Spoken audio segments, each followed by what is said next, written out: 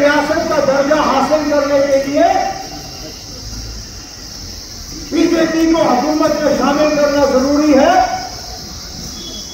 तो मेहरबानी करके मेरा इस्तीफा आप लोग कबूल कर लीजिए और यहाँ किसी और एमएलए को आप वजीर आला बना के बीजेपी के साथ हुकूमत बनाओ। मैं बनाने के लिए तैयार नहीं हूं। मुझे जम्मू कश्मीर को दोबारा रियासत देखने के लिए इंतजार करना पड़े, मैं करूंगा। क्या आप सर्वों में उधर से एहतजाज क्यों नहीं करते हो? मेरा जवाब उनको यही है कि जाओ लद्दाख के हालात देखो।